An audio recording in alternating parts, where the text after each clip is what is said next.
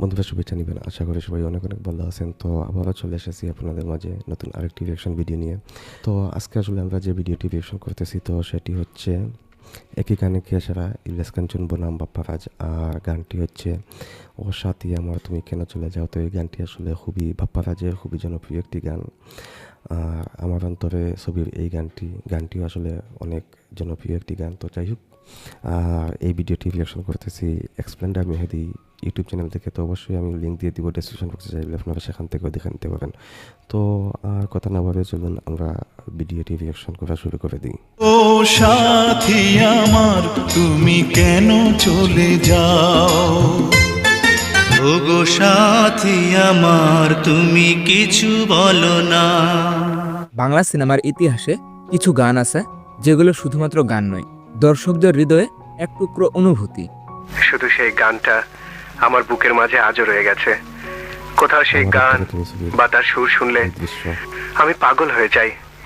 গানগুলো শেষ হলেও তাদের সুর, তাদের আবেগ আর সেই গানে অভিনেতাদের চোখের ভাষা চিরকাল বেঁচে থাকে। এমনই দুটি গান হচ্ছে রাইট। ও গো সাথী আমার তুমি কিছু বলো না এবং ও সাথী আমার তুমি কেন চলে যাও। ও গো সাথী আমার তুমি কিছু বলো না, ও সাথী আমার তুমি কেন চলে যাও। এই লাইনগুলো শুনলেই সাধারণ। মনটা কেমন জানি কেঁপে ওঠে। এমন একটি গান যা ভালোবাসা, ব্যথা আর বেদনার নিখুঁত সংমিশ্রণ। কিন্তু আশ্চর্যের বিষয় হলো এই একই আবেগের গান আমরা পেয়েছি দুই যুগে দুই নায়কের হাতে। একদিকে ৮০ ও ৯০ দশকের আবেগের রাজা ইলিয়াস কাঞ্চন, অন্যদিকে পরবর্তী প্রজন্মের সংবেদনশীল হৃদয়ের নায়ক বাপ্পারাজ। একই ধরনের গানের দুইটা আলাদা সংস্করণ। সংবেদনশীল মানে কি বলেছেন একটু আরেকটু শুনি। সংবেদনশীল মানে আচ্ছা, বাপ্পারাজকে তিনি যেভাবে আসলে করেছেন, উপস্থাপন করেছেন একটু শুনি। হলো এই একই আবেগের গান আমরা পেয়েছি দুই যুগে দুই নায়কের হাতে। একদিকে ৮০ ও ৯০ দশকের আবেগের রাজা ইলিয়াস কাঞ্চন, অন্যদিকে পরবর্তী প্রজন্মের সংবেদনশীল হৃদয়ের নায়ক বাপ্পারাজ। সংবেদনশীল হৃদয়ের নায়ক মানে সেন্সিটিভ হৃদয়ের নায়ক হচ্ছেন একই বাপ্পারাজ। ধরনের তো গানের আসলে নতুন দুইটা শুনলাম আলাদা সংস্করণ, ওনাকে। দুইটা ভিন্ন অভিনয় শৈলী, কিন্তু উদ্দেশ্য একটাই, ভালোবাসা হারানোর বেদনা ফুটিয়ে তোলা। কেন কাছে তুমি ডাকো না, দেখো এত রাগ ভালো নয়, রাগলে আজ আমরা খুঁজে বের করব এই একই গানের লড়াইয়ে কে বেশি মন ছুঁয়েছে দর্শকদের হৃদয়কে, ইলিয়াস কাঞ্চন না বাপ্পারাজ। তাহলে সিট বেল্ট পরে বসে পড়ুন, কারণ আজকের এই আলোচনায় আপনাকে আমরা নিয়ে যাব বাংলা সিনেমার সেই দিনগুলিতে যেখানে গান মানে ছিল গল্প আর চোখের জল মানে ছিল সত্যিকারের অভিনয়। তো এই দুই গানে কে সেরা ছিল জানতে হলে অবশ্যই পুরো ভিডিওটি শেষ পর্যন্ত দেখুন। আর গাইস, সবার কাছে একটা অনুরোধ থাকবে, চ্যানেলে নতুন হলে অবশ্যই একটি সাবস্ক্রাইব করবেন। চলুন প্রথমে আসি ইলিয়াস আমাকে কাঞ্চনের একটু দিকে, subscribe করবেন। যিনি ছিলেন আবেগের রাজা ও নিঃশব্দ কান্নার মানুষ। মায়া ভরা মধু লগ্ন আখি। ইলিয়াস কাঞ্চন ছিলেন এমন একজন নায়ক যিনি মুখের অভিব্যক্তিতেই পুরো একটি গল্প বলে দিতে পারতেন। তিনি কখনোই অতিরঞ্জিত হতেন না, কিন্তু তার চোখের ভাষাটা দর্শকরা গভীরভাবে অনুভব করত। ওগো সাথী আমার তুমি কিছু বলো না গানে ইলিয়াস কাঞ্চনের যে অভিনয়, ওটা যেন একটা নিঃশব্দ ভালোবাসার ব্যথা। ও গো সাথী আমার তুমি কিছু বলো না। তিনি সেখানে কিছু বলেননি, কিন্তু তার চোখের দৃষ্টিতে ছিল এমন এক আত্মসমর্পণ যা দর্শকদের বুকের ভেতর ছুরি হয়ে লাগে। ইলিয়াস কাঞ্চনের শক্তি ছিল তার সংযমে। তিনি কাঁদতেন না, কিন্তু দর্শকরা কাঁদত।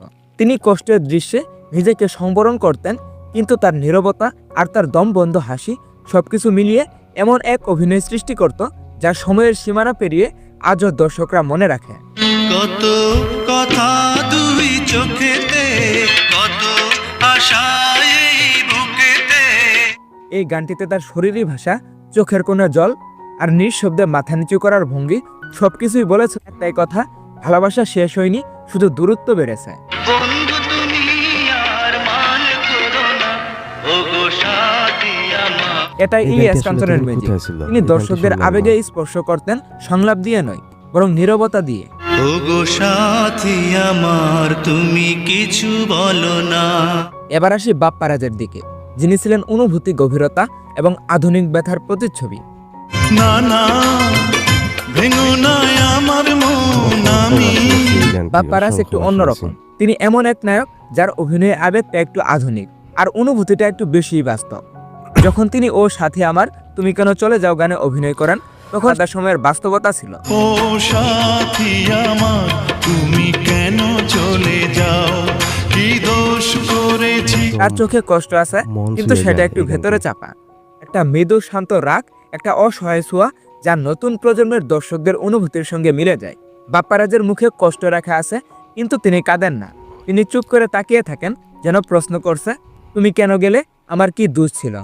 দেখো এত রাগ ভালো নয়, রাগলে তোমাকে লাগে ভয়। আর অভিনয়ে একটা অদ্ভুত গভীরতা কি আছে, সুন্দর লাগে যেখানে তো। ভালোবাসা ভেঙে গেলেও সম্মানটা রয়ে যায়। এই জায়গাতেই তিনি অসাধারণ। তিনি কখনো প্রেমিক হিসেবে দুর্বল হন না, বরং এমন একটা মানুষ হয়ে ওঠেন যার কষ্টের ভেতরেও একটা আত্মসম্মান আছে। এখানেই বাপ্পারাজ আলাদা। তিনি কাঁদান না, তিনি ভাবাই। তার অভিনয় দর্শককে নিজের জীবনের সঙ্গে তুলনা করতে বাধ্য করে। না না ভেঙো না আমার মন, আমি তোমার খুব আপন জন। এবার চলুন এই দুই নায়কের তুলনা করা যাক। ইলিয়াস কাঞ্চনের অভিনয় যেন পুরনো দিনের প্রেমের প্রতিচ্ছবি। তার আবেগ ধীর, শান্ত, কিন্তু হৃদয়ে গভীর। তিনি এক নিঃশব্দ প্রেমিক, যিনি হারিয়ে যাওয়া ভালোবাসার সঙ্গেও বাঁচতে জানেন। নীরবে শুধু শুধু চেয়ে থেকো না, ও গো সাথী আমার। অন্যদিকে বাপ্পারাজ, তিনি সেই নতুন প্রজন্মের প্রেমিক, যিনি প্রশ্ন করেন, যিনি ভেতরে কষ্ট লুকাতে পারেন না। তার কষ্ট বাস্তব, আজকের সময়ের মতো। আমি তোমাকে ছাড়বো না, থাকতে একা তো পারবো না। ইলিয়াস কাঞ্চন ছিলেন ক্লাসিক লাভার, যার প্রতিটি দৃশ্য ছিল কবিতার মতো। আর বাপ্পারাজ এক রিয়েলিস্টিক লাভার, যার প্রতিটি দৃশ্য ছিল জীবনের মতো। দুজনই অভিনয়ে অসাধারণ, কিন্তু তাদের দর্শক আলাদা। একজন পুরনো দিনের মন ছুঁয়ে যান, অন্যজন নতুন দিনের ব্যথার প্রতিচ্ছবি হয়ে ওঠেন। প্রেম, ব্যথা আর হারানোর গল্প, এই তিন জিনিসই মানুষের জীবনে সবচেয়ে গভীর। এবং যখন সেই গল্প সিনেমার পর্দায় ফুটে ওঠে, তখন সেটা শুধু অভিনয় থাকে না, তখন সেটা হয়ে ওঠে অনুভূতি। ইলিয়াস কাঞ্চন কিংবা বাপ্পারাজ, দুজনই আমাদের শিখিয়েছেন ভালোবাসা শেষ হয়ে যায় না, সে শুধু রূপ বদলায়। তাই ওগো সাথী আমার তুমি কিছু বলো না কিংবা ও কেন চলে যাও, এই দুই গানের ভেতর একটা জিনিসই বেঁচে আছে, সেটা হলো অমলিন প্রেমের ব্যথা। দর্শক হিসেবে আমরা ভাগ্যবান, কারণ আমরা পেয়েছি দুই প্রজন্মের দুই কিংবদন্তিকে, যারা নিজেদের স্টাইলে আমাদের কাঁদিয়েছেন, ভাবিয়েছেন, ভালোবাসতে শিখিয়েছেন। এবার আপনাদের Right. কাছে প্রশ্ন, কোন ভার্সনটি আপনাদের হৃদয় বেশি ছুঁয়েছে?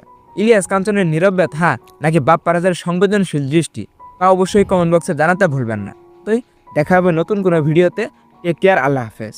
তো যাই হোক বন্ধুরা, আমরা দেখে নিলাম ইলিয়াস কাঞ্চন এবং বাপ্পারাজের একই গানে কে সেরা এই ভিডিওটি। ভিডিওটি মূলত ছিল যে ও সাথী আমার তুমি কেন চলে যাও। এটি আসলে খুব জনপ্রিয় একটি গান এবং এটি এখন পর্যন্ত আসলে মানুষের কাছে সমান জনপ্রিয় একটি গান।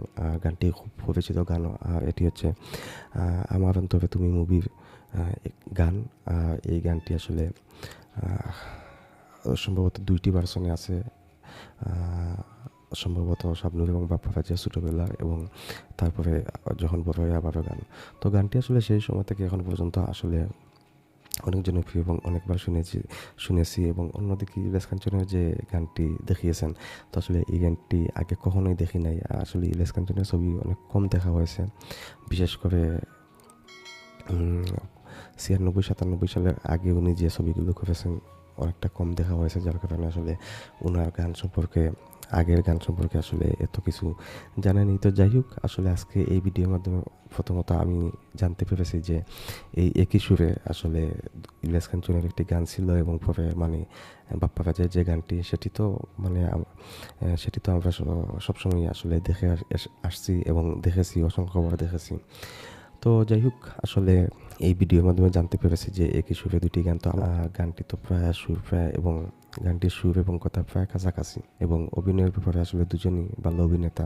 তো যাই হোক, আসলে আমরা ভিডিওটি দেখলাম। আর আসলে কে সেরা, আসলে তারা তো এইসব ভিডিওতে শেষ পর্যন্ত দর্শকের কাছে আসলে দিয়ে দেন যে আসলে কে সেরা। তো আমিও আসলে যেহেতু একটি এই ভিডিওর মাধ্যমে অংশবিশেষ দেখেছি, তো কাউকেই আসলে বলতে পারবো না যে কে সেরা, কারণ ওই গানটি আমি সম্পূর্ণ দেখি নাই, এটি সবসময় দেখেছি। তো যাই হোক, আমি মনে করি যে তারা দুজনই সেরা।